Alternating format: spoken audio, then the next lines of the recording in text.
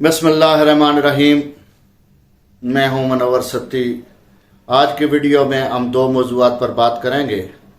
سب سے پہلے حسب توقع حسب سابق عمران خان صاحب کا کیس اسلام آباد ہائی کورٹ نے صرف ڈیلے ٹیکٹس کے بہانے صرف انصاف مہیا نہ کرنے کے باعث آج کاز لسٹ سے نکال دیا، اور ظلم یہ کہ خان صاحب کے وکلاء کو اس کی اطلاع نہیں دی گئی۔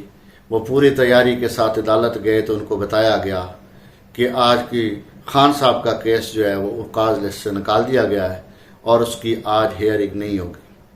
اس پر بات کریں گے۔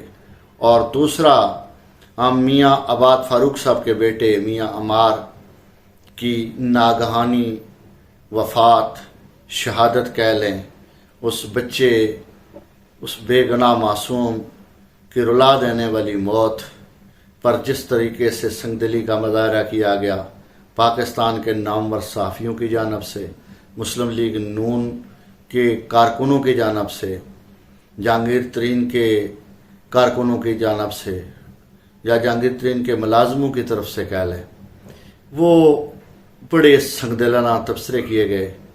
مجھ میں تو ہمت نہیں ہے کہ اس بچے کے کیس کی آپ سے رودات سناؤں جو تفصیلات سامنے آئیں۔ ویڈیو کے آخر میں ہم اس بچے کے والد چچا کی ایک انٹرویو آپ کو سنائیں گے، جس میں ہر اس سوال کا جواب موجود ہے کہ وہ بچہ کب بیمار ہوا، کیسے بیمار ہوا اور کس طرح وہ موت کے منہ میں گیا۔ آپ سب سے پہلے آتے ہیں خان صاحب کے کیس کی طرف۔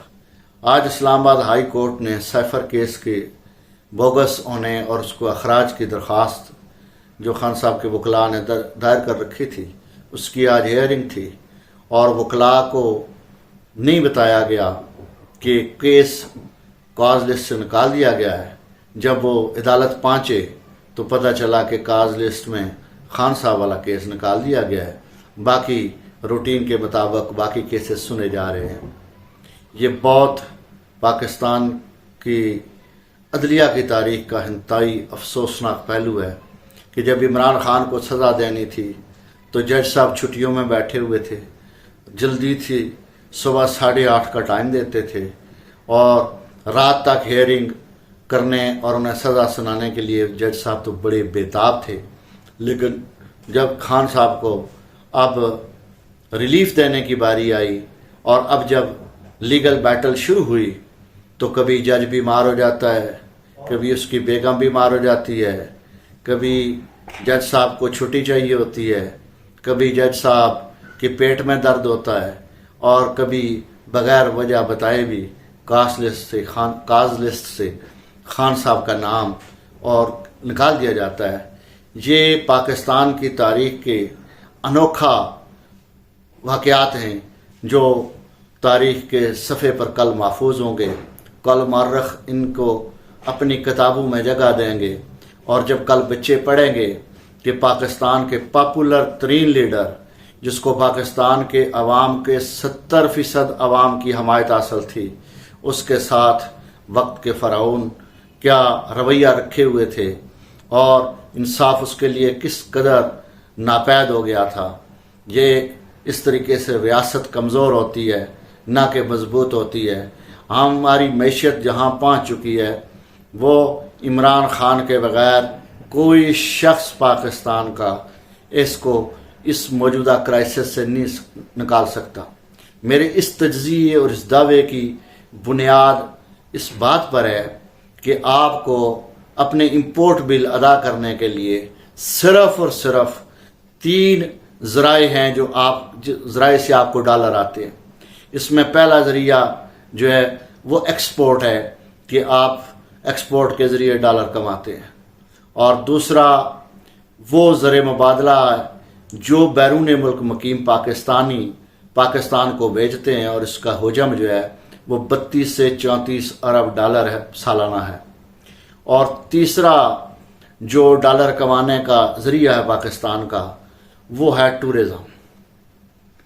اب ٹورزم زیادہ تر جو پاکستان کا ہے وہ شمالی علاقہ جات، سوات، مری، گلیات، یہ وہ ایریا ہیں جہاں سے زیادہ ٹورسٹ آتے تھے اور پاکستان کے چانسز ہوتے تھے کہ وہ زر مبادلہ کمائے۔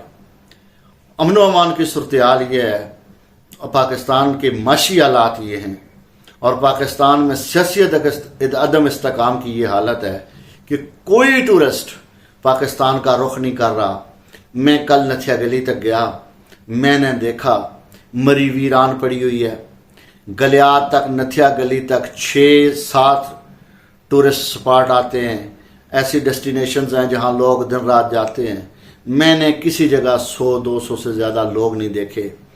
جہاں گاڑیاں بمپر جام ہوتی ہیں وہاں 3-3 4-4 منٹ تک کوئی گاڑی نہیں ملتی۔ یہ حالات پاکستان کے ہم نے کبھی نہیں دیکھے۔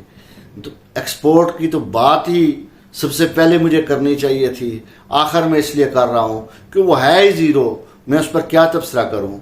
آپ سمجھتے ہیں کہ 60 روپے یونٹ بجلی لے کر کون سا صنعت کار ہوگا جو دنیا کے اپنے ممالک کے ساتھ کمپٹیشن کرے گا اور وہ زر مبادلہ کمائے گا۔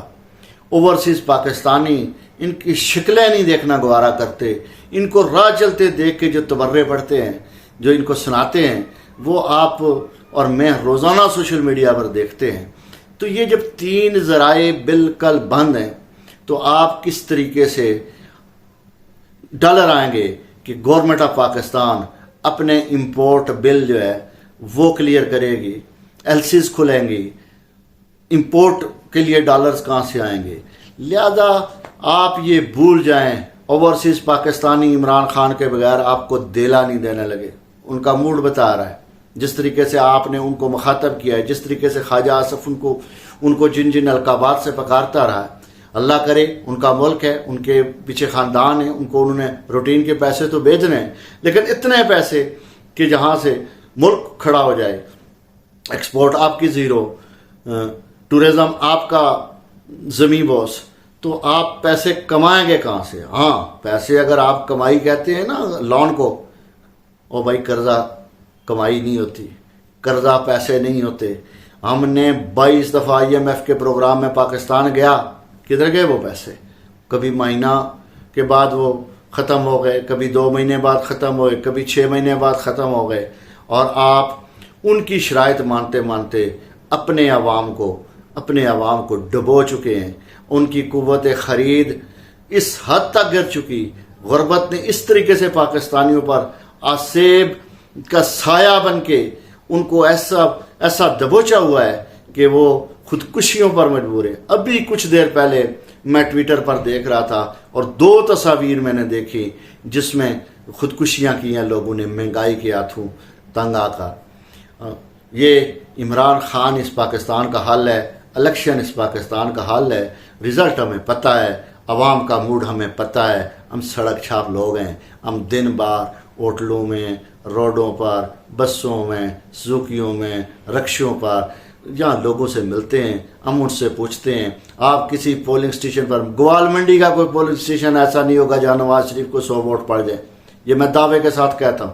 اگر صحیح فیئر اینڈ فری الیکشن ہو، کون شخص نواز شریف کو جتنا مرضی فیڈر دے، میں آپ کو طریقہ کار بتاتا ہوں، سارے مزدور فارغ بیٹھے ہیں اس وقت، آپ کو 1000 کے بجائے 800 روپیہ دیہڑی پر اس کے استقبال کے لیے مل جائیں گے۔ ووٹ تو پول کروا کے دیکھیں، ووٹ آپ اس کو لے کے ہمیں دکھا دیں، کون دے گا؟ اس حالت میں جب 200 روپیہ کلو چینی اور 132 روپے لیٹر پٹرول ہے، اور IPP ایک ڈیم نہیں بنا، یہاں بھول جائیں کہ اب نواز شریف اور زرداری کے لیے کوئی سپیس بنا لے گا۔ پاکستان کے عوام ووٹ ڈالتے وقت ان کو کچھ ہی ووٹ کا سوچیں گے، یہ بات ازر من الشمس ہے، اور ہر شخص کو پتا ہے کہ نواز شریف اور آصف علی زرداری کی سیاست کی کہانی اپنے اختتام کو پہنچ چکی۔ یہ دوسرے موضوع کی طرف اب ہم آتے ہیں کہ میاں عباد صاحب کے بیٹے کے ساتھ کیا ہوا۔ سوال یہ نہیں تھا کہ اس بچے کی زندگی جو ہے وہ کوئی لمبی کر کے دے دیتا، سوال یہ بھی نہیں تھا کہ اس کی بیماری کا کوئی علاج کہاں ہونا تھا۔ الحمدللہ اس کے والدین کھاتے پیتے لوگ ہیں، وہ اس کا علاج کروا لیتے۔ انہوں نے کبھی نہیں کہا، پاکستان کے عوام میں سے کسی نے نہیں کہا کہ کوئی بیت المال سے مدد کی جاتی۔ سوال یہ تھا کہ جب میاں آباد کے اوپر کوئی FIR تھی، الزام تھا، وہ گرفتار ہو چکا، تو اس کی بیوی اور ماں کو گرفتار کرنے کے لیے یا وہاں پولیس کیا کرتی تھی بار بار، جس سے وہ بچہ ٹراما میں گیا. سوال صرف یہ ہے کہ اس کے بعد آباد کی گرفتاری کے بعد پولیس آباد کے گھر، میاں آباد کے گھر کیا کرنے جاتی تھی؟ کیوں خوف و ہراس پھیلایا؟ کیوں وہ بچہ بیمار ہوا؟ آگے تفصیلات سنیں، مجھ میں ہمت نہیں ہے وہ میں بتاؤں، اس کے چچا کی زبانی سنیں. یہ آپ ویڈیو کلپ دیکھیں، آپ کے ایک ایک سوال کا جواب اس میں موجود ہے کہ تھا اور اتنا ماشاءاللہ ایکٹیو. بس اس کی مما کو پکڑا گیا اور اس کے بابا کو پہلے پکڑ لیا اور اس کے بعد وہ بس پریشانی اور ٹینشن لے گیا اور اسی وجہ سے جو ہے کہ وہ اپنا دماغی توازن کھونا شروع ہو گیا. اور ہم نے میں نہیں سمجھتا کہ میں نے کوئی پاکستان کا ہاسپٹل چھوڑا ہوگا. یہ بتائیے گا کہ آپ کو کب پتہ چلا کہ عمار جو ہے بیمار ہو چکا ہے؟ یہ تقریباً 17 مئی کو اس کا پیپر تھا. یہ پیپر دینے گیا تو وہاں پہ پاپا سارا لکھ کر آ گیا اور اس کے بعد 19 مئی کو اس نے پیپر دیا، وہاں پہ بھی پاپا سارا لکھ کے آ گیا. اور اس کی ٹیچر نے جب پیپر سینڈ کیا اور پھر ہمیں سمجھ آئی کہ یہ کبھی کدھر چلا جاتا ہے، کچھ کر رہا ہے، یعنی اس کی چیزیں ہمیں ٹھیک نہیں لگ رہی. ہاں کوئی تھوڑا نارمل نہیں، بس ایسے ہی بس.